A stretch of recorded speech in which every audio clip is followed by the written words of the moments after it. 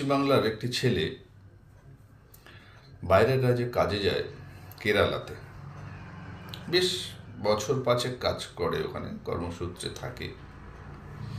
সেখানে গিয়ে কোনো একটি মেয়ের সাথে ভালোবাসায় জড়িয়ে যায়, প্রেম ভালোবাসা হয় এবং আপনার ওই ভালো সম্পর্ক তৈরি হয়। দুজনাই সাবাল লোক, ঠিক আছে। তা এইরকম কিছুদিন চলতে চলতে বছর 2 সম্পর্কটা গড়ানোর পরে তারা একে অপরের সাথে থাকার সিদ্ধান্ত নেয়, বিয়ে করার সিদ্ধান্ত নেয়। দুটো বাড়িরই অমতে, দুটো বাড়ি হয়তো মানবে না এটাই ভেবে, কি জানাতে চায়নি, বলতে চায়নি, সেটা আলাদা ব্যাপার।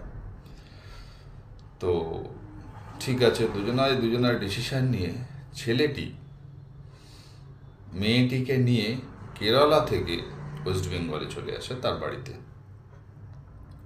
কিন্তু ছেলেটি কখনোই ভাবেনি যে আমি একে নিয়ে যাচ্ছি এবং বাড়িতে নিয়ে যাবার পরে আমাকে কি সমস্যার মধ্যে পড়তে হবে আর কতটাই বা সমস্যায় জর্জরিত হতে হবে, আমার সাথে আমার ফ্যামিলির লোকগুলোকে এর মধ্যে জর্জরিত করে ফেলছি কি না, এগুলো ভাবেনি সে।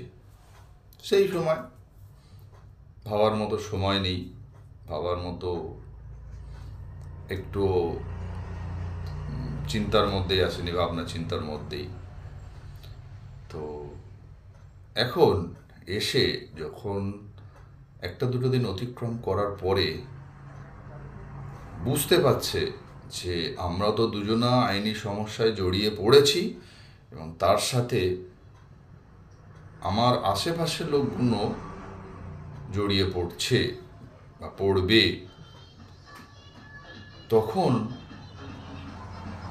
আর চারিদিকে দিশেহারার মতন হয়ে ভাবছে এবারে কোথা থেকে আমি কি সাহায্য পেলে এই আইনি সমস্যার থেকে বেরিয়ে আসতে পারি।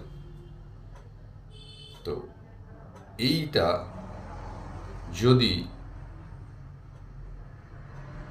অন্য রাজ্যের মেয়েকে নিজের রাজ্যে নিয়ে আসার আগে একটু ভাবনা চিন্তা করা যেত বা করতো, কিভাবে কি করলে হয়, সঠিক কাজটা করে তারপরে দুজনে একসাথে থাকতো, তাহলে এত চিন্তা ভাবনা করতে হতো না।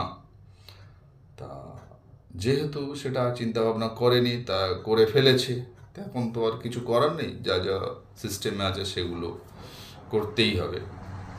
তো জানারাই এরকম কাজ করেন বা ভাবছেন, তো কিছু জিনিস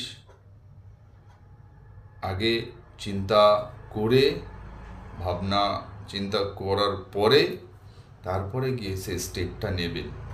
আগে থেকে পরামর্শ নেবেন, যারা পরামর্শদাতা, যারা পার্টিকুলার ওই বিষয়গুলো সম্পর্কে জানে, আপনাকে ভালো উপদেশ দিতে পারবে, তাদের সাথে অন্তত আলোচনা করবেন, কোনটা ভালো কোনটা খারাপ বুঝবেন, তারপরে একটা স্টেপ নেবেন।